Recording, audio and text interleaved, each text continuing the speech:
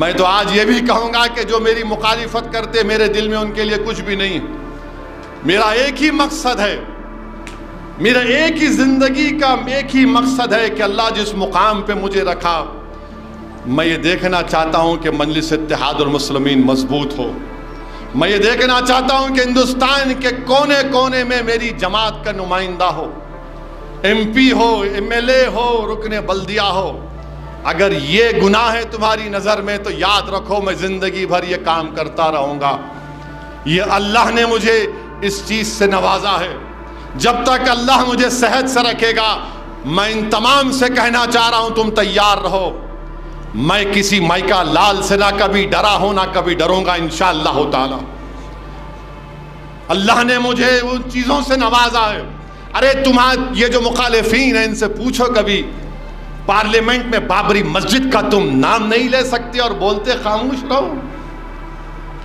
مسجد ہے, بہت کچھ بول سکتا ہوں مگر ادب کے دائرے میں رہ کر بولنا ہے. میں ان مخالفین کو اتنا ہی کہوں گا میرے بھائی, جو تم مجھے کہہ رہے ہو نا خاموش بیٹھو, اپنے ابا سے پوچھو اگر وہ خاموش رہتے تو تمہاری اماں سے نکاح بھی نہیں ہوتا تھا.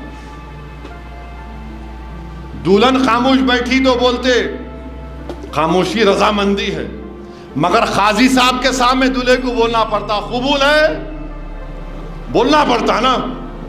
جتنے شادی شدہ ہے بولے نہیں بولے, بولے نا. انہوں بولتے میں خاموش بیٹھوں. ارے بھائی میں سیاست کا دولہا تھا, ہے اور رہوں گا انشاءاللہ تعالی. اب خاموش نہیں بیٹھ سکتے یہ سب دیکھنے کے بعد. کیا خاموش بیٹھیں گے؟ کیا ملا تمہاری سیاست سے بتاؤ میرے کو. 50 سال کی تمہاری سیاست برباد کر دی ہم لوگوں کو.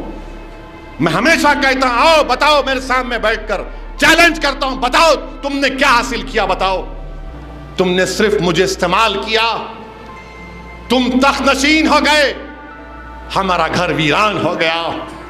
تم اقتدار کی کرسیوں پر بیٹھے, ہمارے گھر کو جلا دیا گیا. تمہارے وزراء بن گئے, ہماری مسجدیں ہم سے چھین لی گئیں. میرے عزیز دوستوں اور بزرگوں, اسی لیے ہم کو جدوجہد کرنا ہے, ڈرنا نہیں ہے. اب اپنی جماعت کو مضبوط کرنا ہے.